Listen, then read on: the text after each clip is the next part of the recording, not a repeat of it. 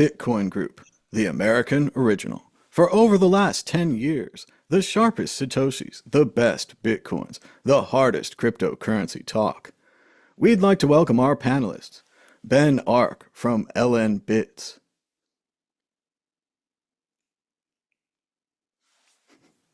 Ben. Vlad Costa from Bitcoin Takeover magazine. Greetings, my friends. I have been expecting you. Kyle Forkey from Amentum.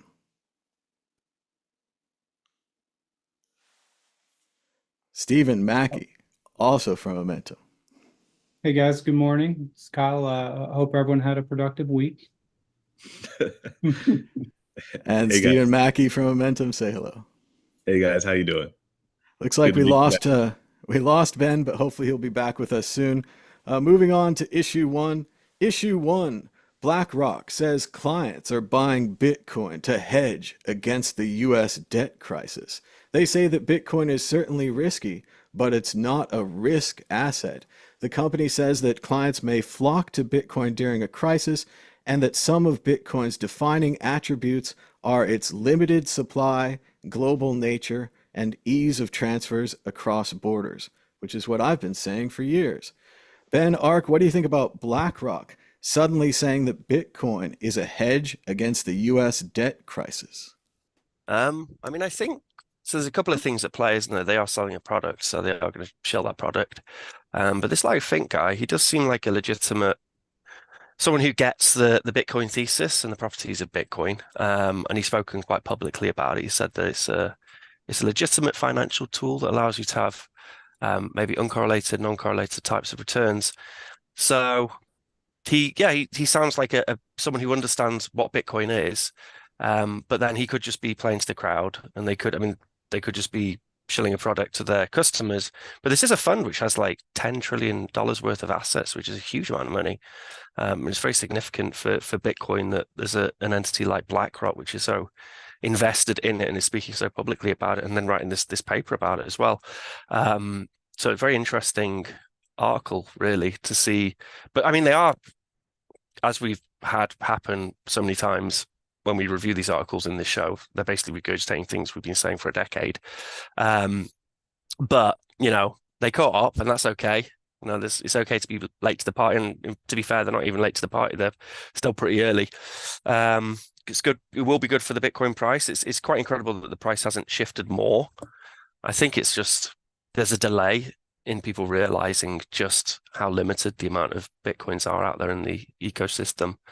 But as soon as people catch up to that concept, I think the price is going to go pretty catastrophically high. Not catastrophically high. It's gonna shoot up. So good news, big fund. We might be talking bollocks just selling a product, but I actually think this Larry Fink guy and BlackRock more generally do understand the Bitcoin proposal. Vlad Costa, what do you think? They sound like a bunch of Bitcoiners. Well, first of all, I gotta ask you, Thomas, did you ever have a guest open a bottle of wine in the middle of the intro of the episode and plan to drink it by the end of it? I think that's the important question. Theo was at a bar one time, but that was a different story. Well, I'm at home right now, and I'm gonna get what Ben calls sazzled. But regardless of that, I think that BlackRock is not being honest about the product that they're selling, because their ETF does not have the global distribution of Bitcoin, does not have the peer-to-peer, permissionless qualities, and they're just advertising their own product, which is the ETF, as if it's the real thing, which is not. So I don't know. It's sketchy. But I don't think they said directly buy Bitcoin from whatever exchange or peer-to-peer from ATMs or whatever. They said that they do believe that Bitcoin is good for investments to hedge against inflation in the US. So I'm pretty sure that means that you're supposed to buy their ETF, and their ETF is not Bitcoin. There's a very important distinction to be made between the two products. I think it's an excellent point, Vlad. You'd have difficulty getting access to your Bitcoin, especially on the weekends when the bank is closed. Imagine during a crisis. Let's go to Kyle Forkey. What do you think about BlackRock writing this epic white paper supporting Bitcoin? Well, I guess one, you can't trust anything BlackRock says. Doesn't mean it's not true, but you have to approach them with an inherent grain of salt, whatever. But on top of that, I'm sure a lot of people in crypto can relate with me when, like I say, I cannot imagine a more generic statement than, acknowledging what Bitcoin is, saying something about regulatory concerns, and then saying some, nebulous, giving some kind of nebulous foresight as to where it could go. It is like, that's just whatever everybody says. It's like there's AI probably wrote it. AI probably wrote the headline or wrote what his statement was. So that's my thoughts. It does seem like they're bellying up to the Bitcoiners pretty good. It could be any other ETF, and they'd be saying the Diamond ETF is a great hedge against the U.S. debt crisis. Let's go to Stephen Mackey. What do you think about the new paper from BlackRock? Well, I guess coming off the popularity of the ETF in the media and the coverage from it thus far, I mean, it makes sense that, these larger institutions will eventually have made some types of like statements that would be positive towards, the products that they're selling. And, like the other gentleman stated as well, I agree. Like it's the same stuff regurgitated that we've heard from the past 10 years, just basically like remixed and, said a slightly different way. It's no one ever says anything too inherently like risky. They just say, oh, Bitcoin could be worth more money in the future. Like, and we're trying to be here for that. Like, well, that's been going on for like quite some time. So I think that means like the general like community, like even when they hear these things, when it comes to like price speculation, that doesn't really draw a big speculative, interest, out of me, or I don't think anyone really anymore, just because we've heard it so many times. So it's like, I don't think adoption and names that coincide with that are really going to play too large into like price. Like I think it's going to matter with like actual money coming into the space and conservatively over a long period of time. But time will tell. It looks like everyone but me is not excited and thinks it's mainly a press release from BlackRock. Let's move on to the exit question. As Mackie was saying, this might cause the price of Bitcoin to rise. So we're going to ask the Magic 8 Ball, the source of all truth and knowledge in this universe. Will the price of Bitcoin be higher this time next week? Let's start with Ben Ark. Will the price be higher or lower next week? I think there's a fucking rodent in my shed. It's freaking me out. So if I jump up and start flying around, then that's because there's a rodent in there. Yep. People are gonna, I don't know. Lower, fuck it, lower. I want to say higher, but lower. Vlad Costa, higher or lower? The last time I was on the show, I was the bear, and I turned out to be right. So I'm gonna say lower. Sticking with lower. Kyle Forkey, higher or lower? This time next week, Bitcoin is going to be 64,933.14, or a little higher. Yeah. Finally, an exact prediction on this show. Exact prediction. Excellent, Kyle. Let's go to Mackie. What would you say, higher or lower? I would say for Kyle, I hope you better not be a penny off. But for me, I would just say I'm gonna have to stick with the tried and true old generic higher. Simply because we're breaking into the holiday season. So if there was going to be any time for any type of like breakaway action, and there was some sort of buildup or some like media attempt by which to like do so, it would make sense that they're trying to do this for like the end of the quarter, to like solidify the product for the first year, right? You would want the first year that these ETFs have been like made available to like be like successful on paper, right? To like have that trend there. So it would make sense that they would put in as much effort as they could right now. So more than likely, I would imagine that, it'll be higher, but we'll see. Hopefully it's exactly what Kyle says. So most of the panel is saying higher, but we'll say what the Magic 8 Ball says. Now, of course, shaking the ball can cause bubbles. Watch out for that. Will the price of Bitcoin be higher this time next week? And it says, really difficult to read. Reply hazy, try again. Reply hazy, try again. So there you go. Check back next week. Moving on to issue 2. Trump becomes the first president to pay in Bitcoin. Says it's very easy. Former President Donald Trump was in a New York City bar called PubKey on Wednesday, where he, quote unquote, became the first former U.S. president to ever use Bitcoin to complete a transaction. Trump used the cryptocurrency to pay for burgers and beers he bought for PubKey, allegedly using the Lightning Network. It looked like a lot of people stood next to him, so we'll have to see and watch more videos. But let's go to Vlad Costa. What do you think about Donald Trump being the first former president to use Bitcoin that we know of? Well, he hasn't really made that payment, right? He tried at first to scan the QR code, which is what you should do, but I think there's an issue with these Lightning wallets that sometimes they don't focus on the QR code on the other screen. So you need to take it. So if you watch the footage once again, you're gonna see that his assistant or whatever took the phone and tried to pull it back a bit just to help the camera focus. And he realized it's not that easy. It was probably still blurry on the screen. So it took them like 30 seconds to be able to just scan that, and then they pressed pay. And after they did press pay, they were concerned the payment was going to fail, right? Because sometimes that happens on the Lightning Network. The irony of the situation is that they were paying from basically a bank, a custodian, which is Strike, and they were paying to, I guess, the terminal.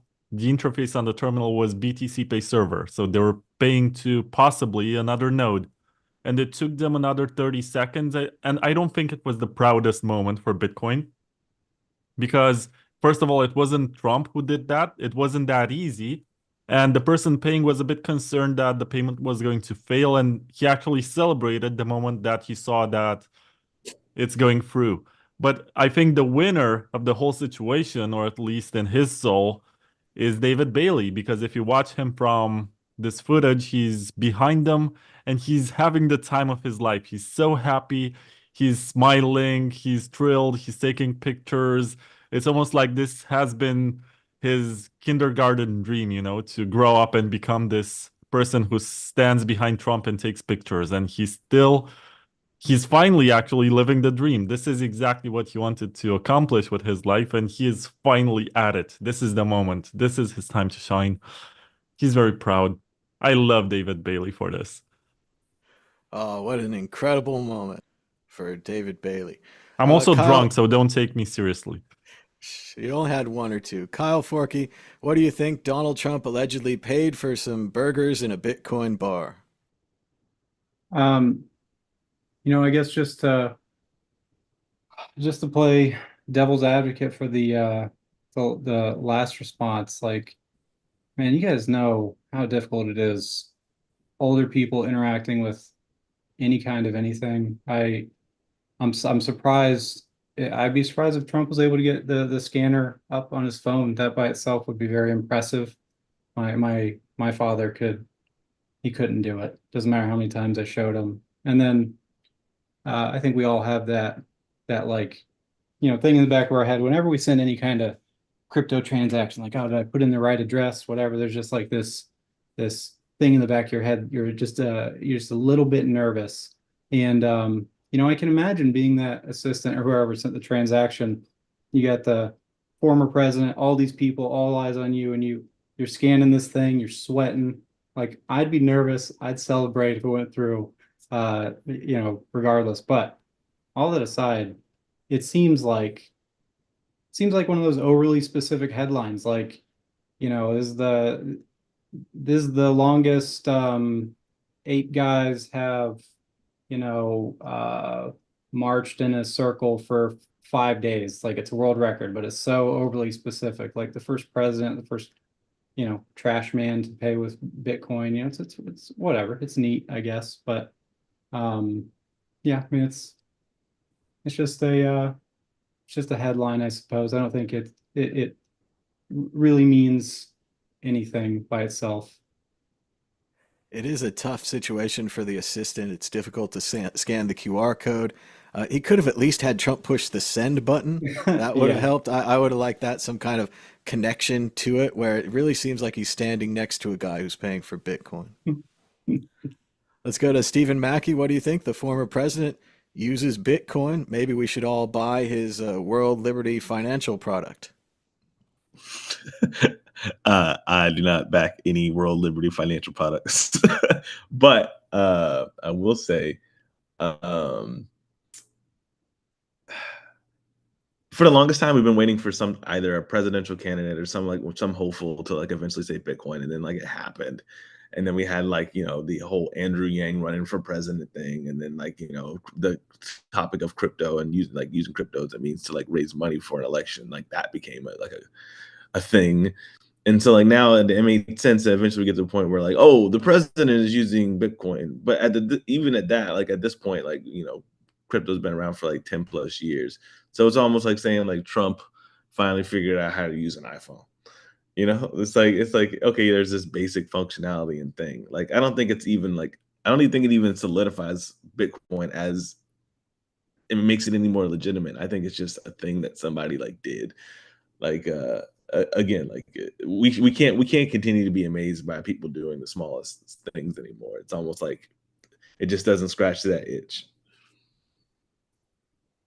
They'll likely have a similar story if Trump orders his own Uber. President orders first Uber ever ordered by a president. Yeah, exactly. Great example. I feel like tech competency has gotten so blanketed and common in just the average normal everyday person's life that it's just like, oh, you figured out how to use an app. Like, I don't think that's a headline.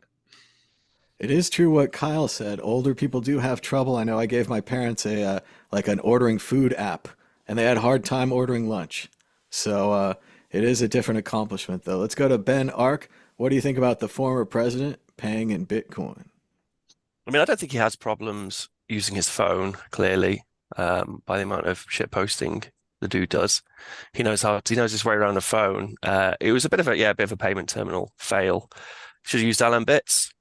I was watching the little video and I was thinking, should have used Allen Bits. The QR codes are a bit clearer, a bit easier to scan. But yeah, it's not a real Bitcoin transaction, as we all know. And he wasn't really using the Lightning Network to pay for something because someone else was holding the bloody phone for him and pressing the button. So somebody else made a payment on his behalf. He's also not the first president, of course, to make a Bitcoin transaction. We got our mate Bukele down in El Salvador there, and he knows how to use a Lightning wallet. So good PR. There is a moment like with the Lightning Network, which I quite like, when you do a payment and it's instant, in that the penny kind of drops, like, wow, that was it. I just sent some Bitcoin, usually or hopefully from yourself to somebody else, but if you're using a custodial service, maybe not. And it is very fast. It's the transaction settles quicker than if it's done properly, then it settles quicker than a Visa transaction. So hopefully that he had that experience afterwards when the cameras weren't rolling and he paid again and it happened and it went through quicker. But there is something quite profound when you make a Bitcoin transaction over Lightning Network and it's so quick, it's so usable, and there's no user data attached to it. And the experience does kind of stay with you and you think, okay, well, this really has some legs to it. So it's good that he's, I'll play devil's advocate. I think it's a good thing that he had that experience. It's a gimmick. It's a gimmick. Well done, Andrew Bailey. I'm with Vlad. I like Andrew Bailey a lot, and this clearly means a lot to him. So for the brief period in Also which... like Andrew Bailey, but that's the author of the book Resistance Money or something like that, which you received, and it uses your logo with the fist and the Bitcoin. But we're speaking of David Bailey. Oh, sorry, David Bailey. That's what I mean. Bitcoin conference, David Bailey. Yeah. What I don't know why I said Andrew Bailey. David Bailey. He's always been good to me. He's always been good to Fly. He's always been good to a bunch of us. And he does a lot of work behind the scenes, supporting free and open source people, which people don't really give him credit for. So I've got a lot of time for the dude, and this was very important to him. And I'm glad he had his little moment, which he got to enjoy. Like Vlad said, he was giddy with excitement. And I'm sure that experience personally cost him a lot of money to get to that point. So, yeah, it's a good thing. It's a good thing. I just wish they'd used Allen bits. Would have been quicker. And on that note, we have a last week, I think I did a 20-minute tutorial where I span up an Allen bits with Phoenix, backed by Phoenix D. So self-custodial managed Lightning node by async on a server with its own domain, and it took like 15 minutes, and that's me moving quite slow as well. So 15 minutes to end up with a self-custodial Lightning node, which works very well and works well for payments and things. They should have used that solution. Maybe I'll send them a DM, the bar.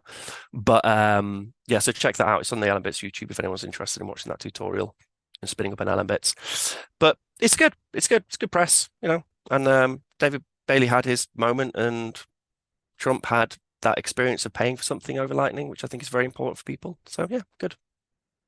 Tick. I'll try not to get too political, but it is kind of a Schrodinger's cat situation where on one hand they could have just taken a picture with the next president, the next leader of the free world, or they could have taken the picture with someone who will be in jail or house arrest soon. So it is very interesting to see how the election turns out, which one of those he'll become. But let's keep moving. Check out World Crypto Network at worldcryptonetwork.com. We've got 3,988 videos you could check out. If you watch them consecutively, it would take you 3 months, 20 days, and 3 hours without any sleep at all at worldcryptonetwork.com. Moving on to issue 3, Louisiana says yes to using Bitcoin to pay for utility bills. The adoption of cryptocurrencies has reached a historic milestone in the United States, with the state of Louisiana announcing that it officially accepts Bitcoin and other cryptocurrencies as a means of payment for public services. This could lead to other governments and other states and countries adopting Bitcoin to pay taxes and utility bills, etc. Let's go to Kyle Forkey. What do you think about Louisiana accepting Bitcoin? You know, actually, it was, I think, in like 2017 or 18, I can't remember, but the mayor of Lafayette and his right-hand man, they flew me down in the interest of doing an ICO for one of their townships, like a smaller area within Lafayette. And, you know, they had this very, very elaborate outline of how they wanted to do everything.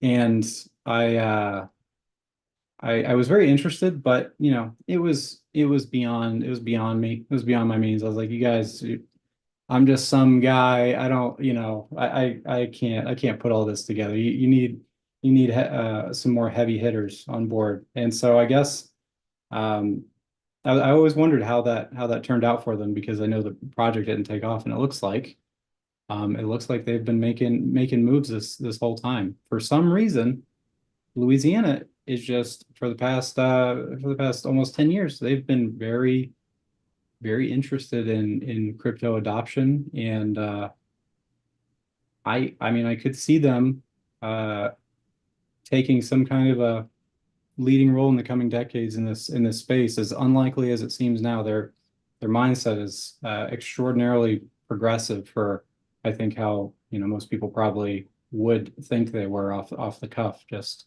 doesn't seem like it would be a crypto haven, but maybe. I do think that when you look from the outside, you'd think more California, New York, or one of the larger states would be the crypto state, but maybe Louisiana. Maybe Katrina knocked them off and made them think differently about the world, changed their outlook. It's possible. It was a major disaster. It would certainly affect you if you live there.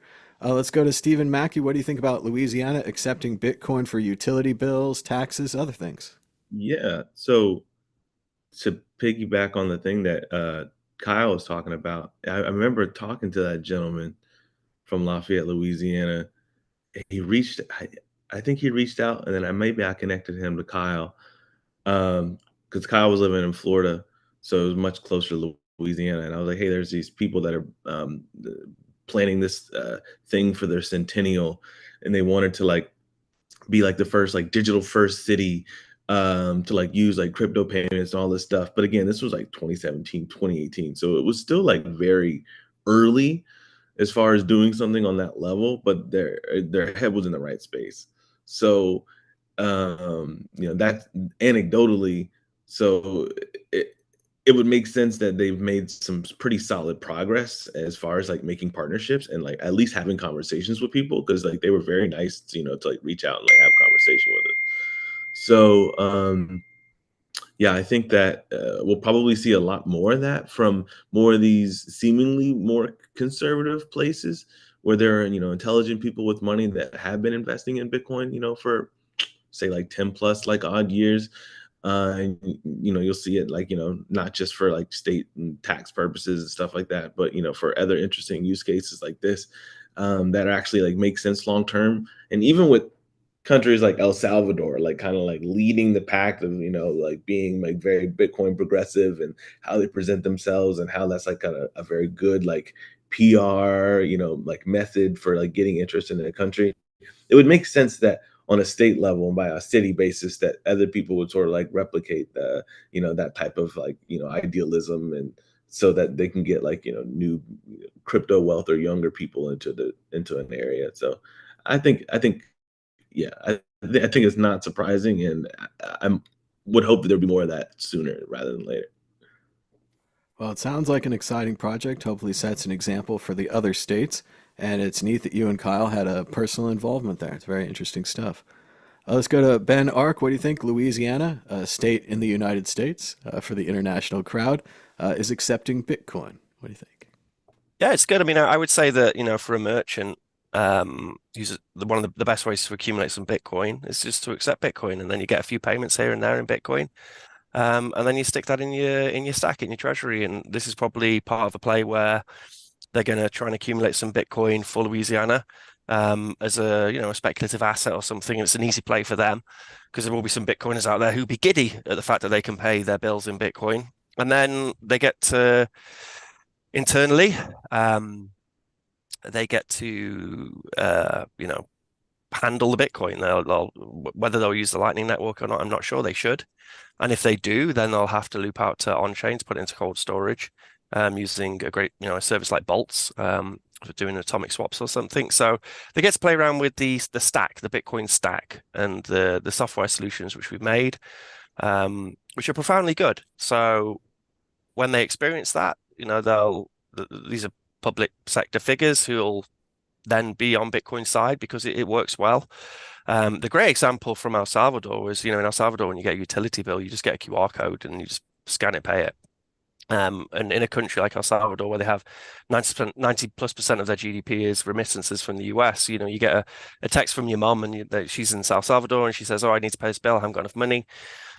Boom, you send her some sats from your wallet to her wallet, and then boom, she pays the bill, and that whole process takes 20 seconds over the phone. And that's incredible. That's an incredible experience. And when I first saw that in El Salvador, that somebody paying a utility bill just by scanning the QR code and paying it, I thought, that they kind of leapfrog it's much better than my system if I'm to pay utility bills, if I'm to fiddle around with a bank account and set up direct debits and whatever else.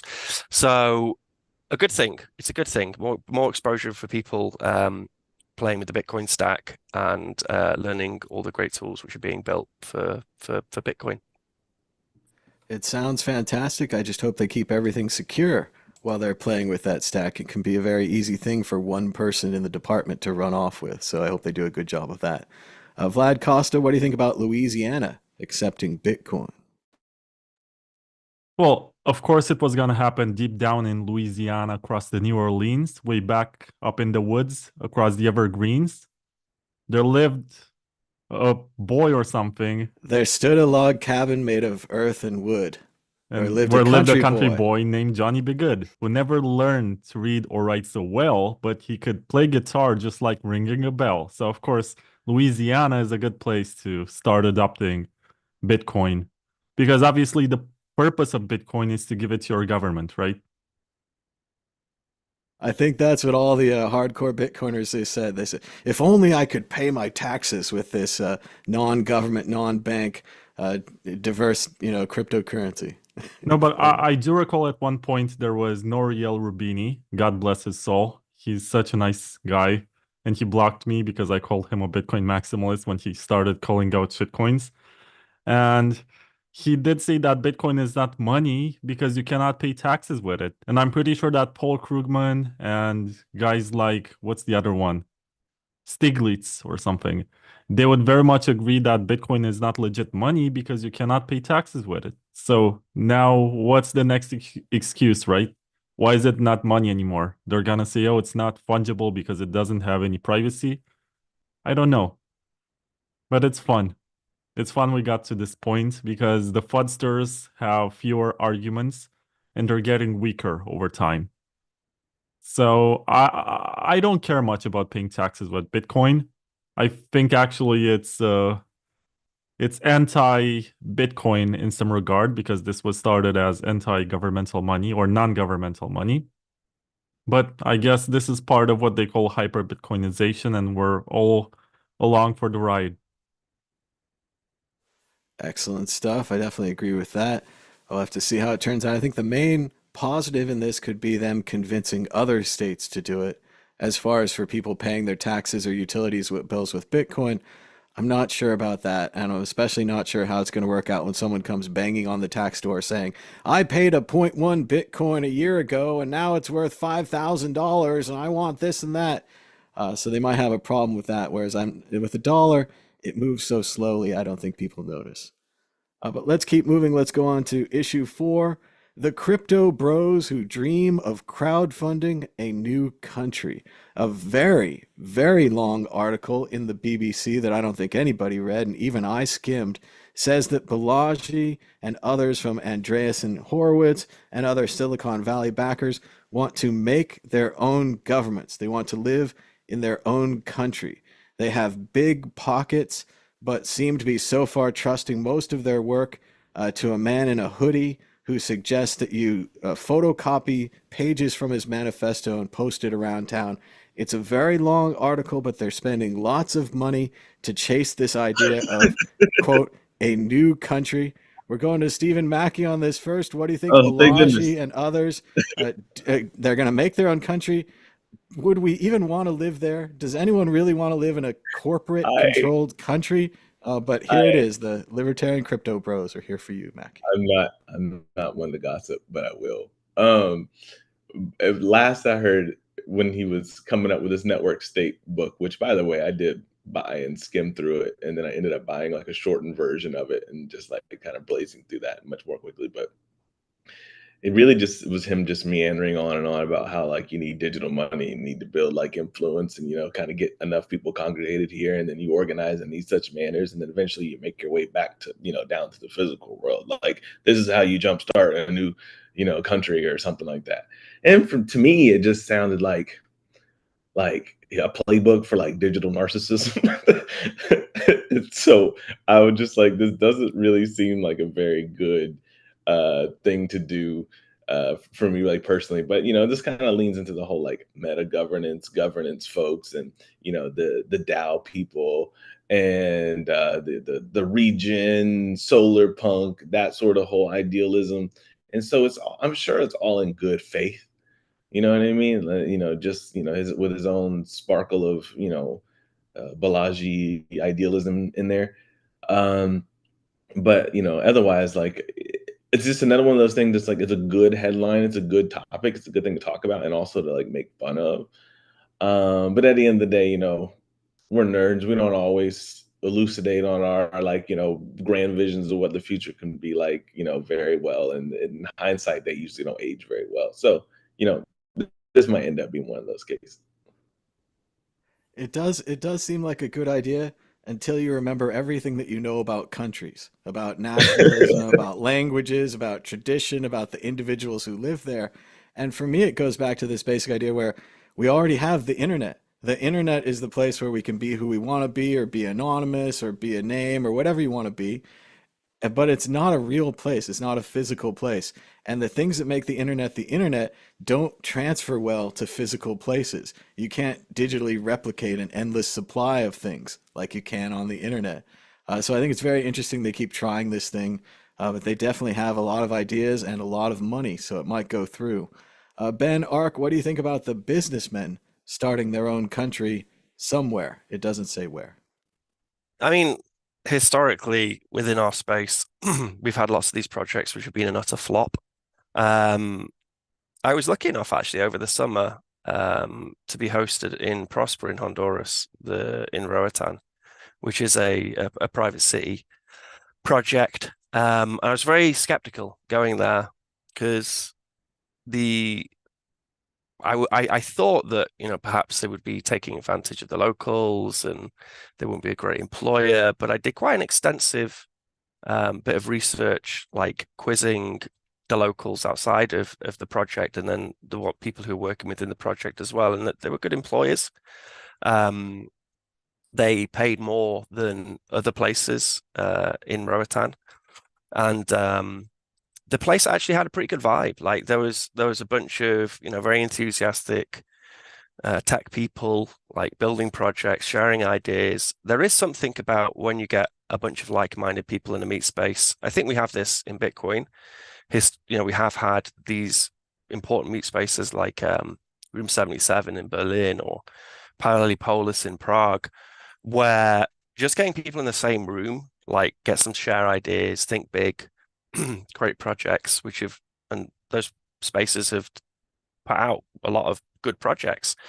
When I was in Prosper, I kind of got that vibe, and I was thinking, although, like personally, I'm a bit more on the lefty side when it comes to the anarchist doctrine. But if I was a younger guy and I didn't have a family and I was a digital nomad, it was a nice spot in the Caribbean, safe, fun, beach parties, like-minded people you can share ideas with, pretty cheap as well to get a condo there. They haven't been shilling their project as much as, so like quite often with these free cities, they'll make a big hoo-ha and shill the project before it's even become a thing, and then usually they flop. Whereas I found with Prosper, it was a bit more low-key. They hadn't really been talking about it so publicly, and I think they wanted to kind of build it up first, build a treasury, which they have done. They got big backers, Peter Thiel, Brian Armstrong, those sorts of people are backing these things. There is an element of no, I think my internet left for me. No. Looks like we're losing Ben's internet connection there. But of course, I'd always thought with the digital nomad thing, the point of it was to be digital and to be a nomad. I never thought that digital nomads all wanted to hang out together in one place. That sounds like a terrible, bad-smelling idea. I'm reminded of the movie Grosse Pointe Blank, where Dan Aykroyd is trying to get John Cusack to join a union of assassins. And John Cusack says, no, I'm a lone assassin, a lone gunman. I work by myself. That's kind of the whole point of the assassin thing, which I also thought was the point of the nomad and the Bitcoin thing. Vlad Costa, what do you think? Would you like to live in a government run by corporations? Well, don't you already live in a government run by corporations? That's one interesting question to ask. But at the same time, this reminds me of, first of all, there was the Citadel meme that was circulating around the Bitcoin space at one point. I'm just shilling my stickers, don't mind me, on video. So people were saying we have read all of these fancy books by these smart people, and we figured out everything. And the reason why societies have failed before is that they had fiat money, right? So now that we have sound money, we can establish our own flavor of feudalism, basically, where if you have this amount of Bitcoin, you're gonna automatically be part of the social class. And if you have less than 1 Bitcoin, you're gonna clean our toilets. But we're gonna be peaceful and we're gonna be organized and blah, blah, blah. And there were a lot of these memes, like which place are you going to have in a Bitcoin citadel? And my point was always, I hope you guys realize that a very effective way for any adversary of Bitcoin, which is also a nation state and has an army, to take you down is to just send one nuke. And basically all of these guys are extinct and nobody's going to be using this network, or not as much as before. It's just a silly utopia, which does not rely on the realities of geopolitics. There's also a government or a state, or I don't know how I should call it. It's called Liberland, and it's between Serbia and Croatia, if I'm not mistaken. It's just this tiny piece of land, and their business basically is selling citizenship to a bunch of people. And the value proposition of it is that you can buy your passport and then use that to register to Kraken or a bunch of KYC exchanges that enable you to do that, and you pay zero tax. You don't have to report anything. So some people do that for whatever reason, but they don't actually live there. They just buy the passport. And it reminds me of a book which I read when I was a teenager by Jules Verne. I'm not sure if that's a popular author in the United States, but here in Europe, they make you read that in school. But it's called The Island with, what do you call this? Dr. Moreau? No. It's the one with an island that's called Standard Island, and it's floating in international waters. And all the richest people are living there, and the roads are paved with gold, and everything is of the highest quality. And it tells the story of this island from the perspective of this quartet of musicians who are playing on the island in the fanciest salons and with the richest people in the world. And it just shows you this utopia. Yeah, I read that in school. Thank you, girlfriend, for interrupting me. So it basically presents this utopia, and it shows you exactly how it falls apart. In Romanian, it's called Insula cu elice, which means the island that has a propeller, which is the part of the helicopter that propels the vehicle. The island with a propeller or something. I think it might be the Fantastic Island, but I haven't read it, so I'm not familiar. Anyway, it's pretty much like that. You have to read that to understand that you're not going to change human nature just because you have a different type of government or different politicians. You're going to see that in every type of political regime. You're going to find the same kinds of people and the same problems, regardless of how fair or how corrupt it is, or how liberal or how authoritarian. The best part is when you get to choose where you're going to live. And that's the most beautiful side of life, when you can decide that you're going to move somewhere else where everyone around you shares the same values, or makes you feel safe, or gives you the kind of incentives or rewards or benefits that you seek. So, yeah, that's all I had to say. Well, So and I got cut off there. Where did I get up to on my little rant? I don't know. What was I talking about? Prosper in Honduras, in Roatan? You talked about Prosper in Honduras, yeah. Oh, there we are. Okay, and I was pleasantly surprised. And so there is an element of the free city movement where the idea is that they buy up a plot of land in somewhere which is quite economically poor, and then there is a little bit of wealth which then spills over into the region, and then creates jobs and opportunities. Now, in Roatan, on the island of Roatan, there is a bunch of startups and businesses and people who've gone to Prospera, and then they live in Prospera, and then they've set up businesses, and they're training and employing local people. So there is an element of some economic stimulus which is happening in the area in which they're located. So I had to kind of revisit some of my own assumptions on how horribly ridiculous these projects are when I went there, and I thought there was actually some good practice there, and it seemed to be doing good. I mean, I'm all for people experimenting with different ways of living, but I think freedom of movement, freedom of association is very important, and you definitely don't want that wealth disparity dystopia where you have the poor people who live outside and they come and work in the fancy place. But there was definitely a back and forth with the locals to help bring up the locals. And the Bitcoin Center in Roatan, if anyone goes out, again, there's a great video on the Ellenbits YouTube on this. The Bitcoin Center in Roatan, they've done so much outreach with schools and businesses and communities. They've onboarded like 75 shops to accept Bitcoin on the island of Roatan. So it's not all about hoarding wealth and being the masters of mankind, the rich elite locked up in your fancy jewel clad palace. There is an element of it benefiting the locals. If I don't think they will, but if this project, which the article is talking about, does the same, then I'm not sure that's necessarily a bad thing, because Prosper in Roatan seems to be a good thing for Roatan.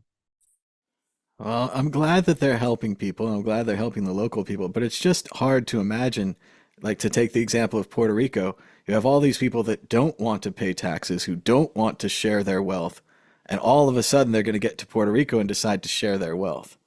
So it just seems very hard for me to take, and I just don't trust these businessmen to run our governments as much as I I run mean, them to run our that's a very good point as corporations. well. Like personally, I'm a massive fan. Well, Ben needs to get better internet. But let's go on to Kyle Forkey. Kyle, what do you think about these crypto bros who want to start their own countries? Their their thinking kind of aligns with my thinking from like maybe like 2020-ish. You know, I had these ideas around smart contracts and you know, forming governance structures around them. And I won't expound on this part right here too much because all roads just lead back to the efficient market hypothesis doesn't work. It just does not work, and you can extrapolate from there. But basically, you know, if you try to form a government around smart contracts or whatever they're thinking, that was my interpretation. I had my Chat GPT assistant ask Chat GPT to summarize it, and then I got a summarized version. So I might have, you know, a lack of granularity here, but that was my takeaway.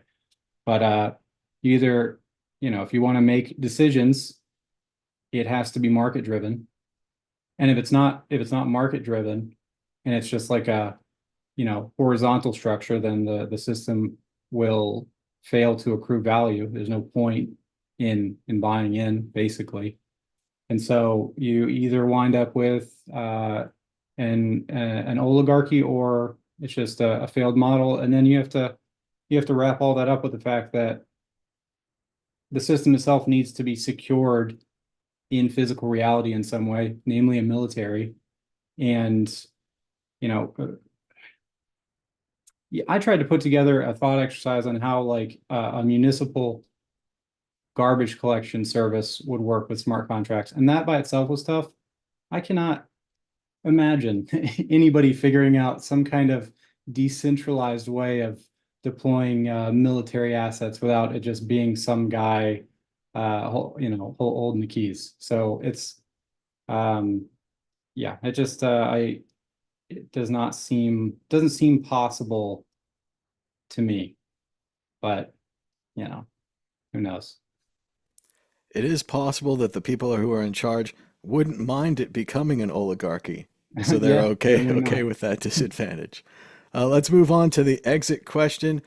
Stephen Mackey, you get to decide, where would you live? Forced prediction. You could live in seasteading, where they make little fake islands, or you live on connected boats. You could live in Lieberland, as Vlad said, a small strip of land in between Serbia and Croatia. Or you could live in Bellagiville, one of these new corporate-funded, blockchain-based societies. Where would you live? I just have to open up and say in context that I love the United States of America and I prefer to stay here. But if I had to choose, I would definitely not choose Lieberland or Liberland. I don't want to live in Balaji's commune. I guess if I have to, I'll live on a bunch of floating boats. And I'd rather live on a floating tiki artificial sand island self-sovereign nation in the middle of the Pacific than to be a part of a commune or go to some random place where I'm just like some ghost digital citizen. All right, Mackey's going to take his chance in the ocean with the sharks. Vlad Costa, where would you live? Seasteading, a small isthmus in between Serbia and Croatia, or these new corporate digital states? Well, I don't know. Just ask them to compete and see which one offers me the best bang for the buck, because they all want my tax money, right? That's why they're doing this. It's not anyone performing any act of goodwill. So basically, which one is going to offer me the best quality of life for the price that I pay in taxes? That's the question. Based on what I know and what I understand of the climate, I think I would be fine in Eastern Europe between Serbia and Croatia. just because I'm not too far away from there. So it's a very similar climate. I think I can get by and survive in pretty good conditions. But otherwise, I don't know. What does Balaji offer me? Give me a call, Balaji. I can say that the seasteaders are offering free life jackets, but they are not shark proof. So it might all work out in the end. Kyle Forkey, where would you live? Seasteading, Lieberland, or Balaji's digital states? Don't choose the Balaji Diddy party. I guess I would know one of the people if I did the boat thing. I suppose Steven would be there. I'd probably just take the boats and hang out with Steven on the boats. I don't want to be in the cult or whatever the commune has going on. We saw how that went with what was the name? Whatever. There's that FBI shootout from the 80s. That's what comes to mind. I don't want to be part of that. And Lieberland, I just don't like the name. I would take the boats. I would take the boats because the branding. That's just what they said in the fantastic book Quality Land. They said the country was originally supposed to be called Equality Land, but who would buy a product from Equality Land when you could get a quality product from Quality Land? I think some very interesting answers. I think Mackey's right. The United States or wherever you are now is probably the best place to live, given these alternatives. Seasteading sounds like the most independent of the ones. But once again, if you run out of food, if you run out of fresh water, if you run out of solar panels, whatever it is, a complete disaster. Better to be on land. A couple more issues. Hold on, you. Oh, Ben's back. What about me? Well, no one can see you. We're not Bloody even hell. here. But Ben, where would you what? want to live? Seasteading, Lieberland, or Balaji's digital estates? I live in the greatest place in the world, which is South Wales, in the woods, in my little wooden house, off grid, shitty internet, brilliant. However, I'm gonna shill this this Prosper place in Honduras again. As I said, even though I'm like a lefty anarchist, I like decision making, extreme decision making from the bottom up, which is kind of what we have here.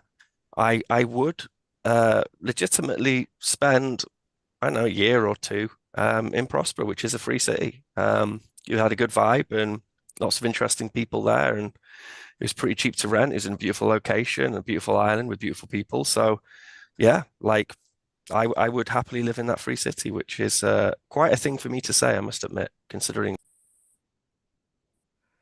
They're always islands, these little places. Always islands.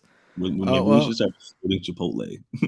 Well, the other, let me just say as well, the other cool thing about the Prosper project, and I sound like a Michelle now, but I'm really just, it was interesting, was that they're setting up multiple free cities around Central South America. And the idea would be that if you had a business which operated in one country like Honduras, and then if they had another one of these free cities in El Salvador or wherever else, then you could then just easily transfer your operations to those different locations, and then maybe like you could operate, you would instantly have easy access to those other jurisdictions. So there's some legs in it. It's not all, rich people just trying to stash their money. There is some good stuff probably from these projects. And like Vlad said, it's a competition. One of them will win out. I don't know. That sounds like a European Union or a United States. It reminds me of when Tesla invented the bus. No, it's not. So it reminds multiple people on this big car, and it could stop at multiple places on a pattern. Like no, it reminded. There was actually an element of it which reminded me of the Rajavan democratic confederalism, where the Kurds had they were separated geographically, but they wanted to have one kind of nation or following all the same rules. So they set up that idea of the democratic confederalism, which was and for a good time in northern Syria, that was the thing which was pushing back the Taliban.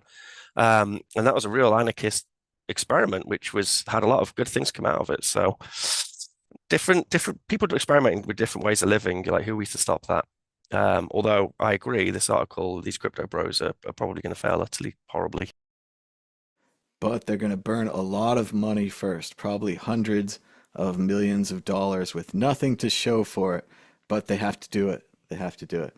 We're running out of time. I just want to let you guys know, I'm sure everyone knows, we all watch the financial news, that the Federal Reserve cuts interest rates by half a percentage point, 0.5 or 50 basis points, however you want to say it. This will basically lower interest rates, making money cheaper, encouraging borrowing, encouraging spending, which usually leads to a rise in risk assets such as stocks and, of course, Bitcoin. This is a big deal a couple days ago, but not so much now. And then finally, as I continued to dance upon the political grave of RFK Jr., whom which the people who gave money to will get absolutely nothing. They'll get nothing. RFK, according to this tweet, had to tell his wife Cheryl Hines not only about his affair with Olivia Newsy, who used to work at New York Magazine and was covering RFK Jr. for the campaign, he also has to tell her that he's being investigated for cutting off a dead whale's head with a chainsaw. So much for the political career of RFK Jr. We're running out of time. Let's go to predictions or story of the week. Ben Ark, the Invisible Man, do you have a prediction or a story of the week? Go ahead. Yeah, I'm sorry about my internet. It's been pretty dire. Can I share screen, Mr. Thomas? Help me up. All right, you can try. Oh yeah, giggity giggity. All right, so I was shuttling It's a bridge too far. Your audio stopped.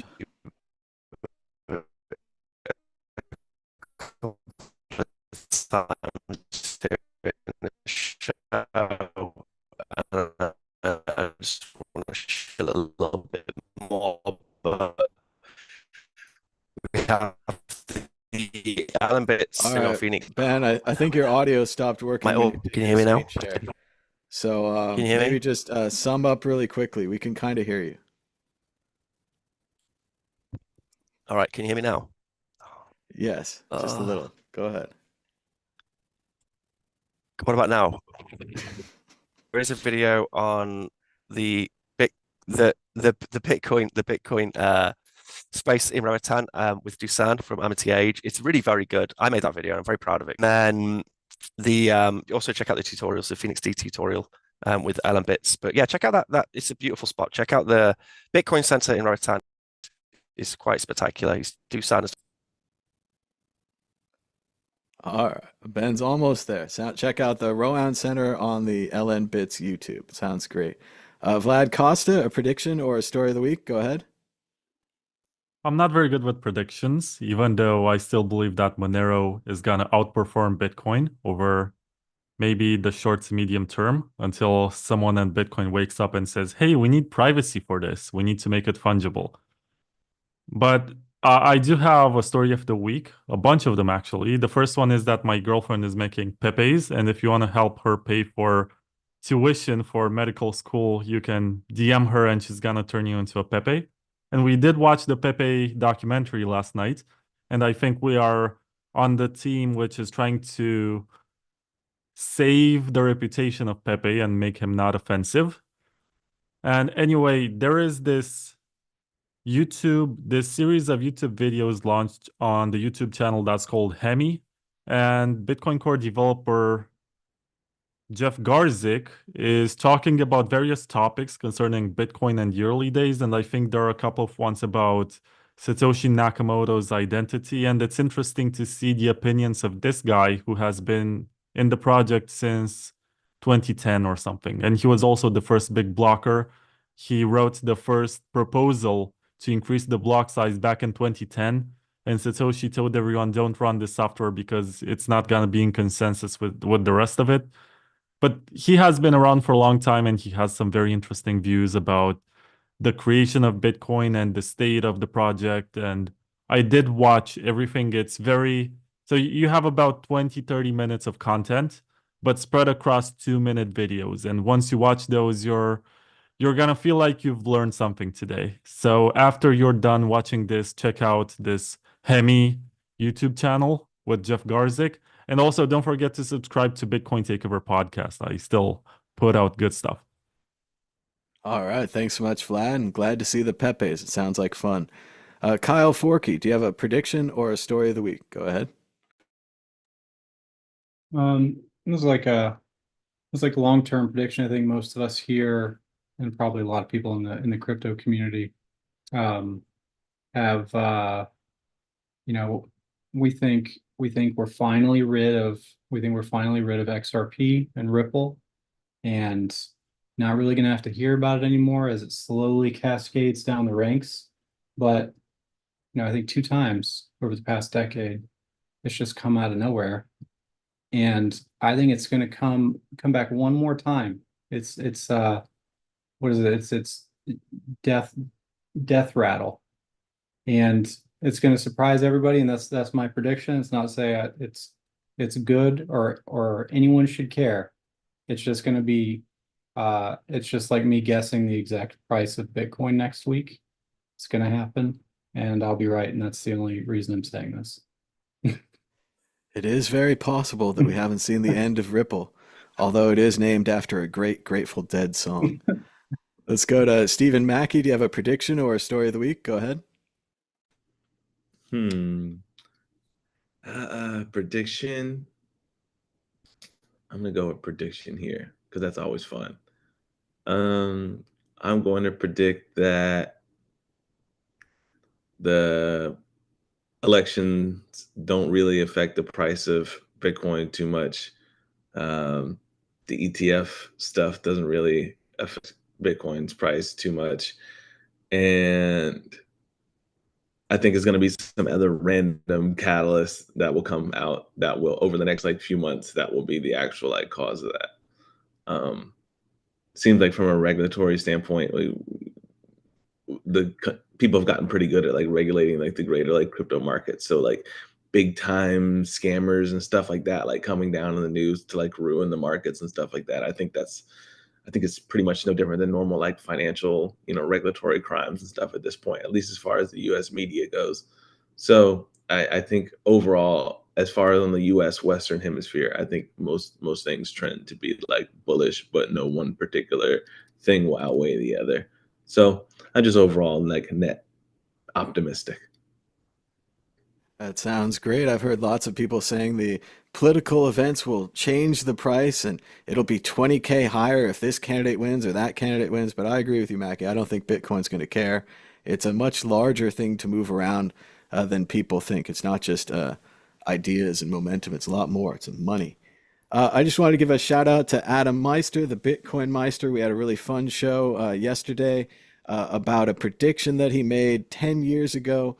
He said that instead of buying a car for $50,000, you should take $10,000, put it into Bitcoin, see how it goes. He was very fun on both sides. He said it could go to 0, it could go to 100K. It turned out it went to $1.5 million. So shout out to Adam Meister. Check it out right here on the World Crypto Network if you want to watch our conversation about his prediction of Bitcoin price from 10 years ago.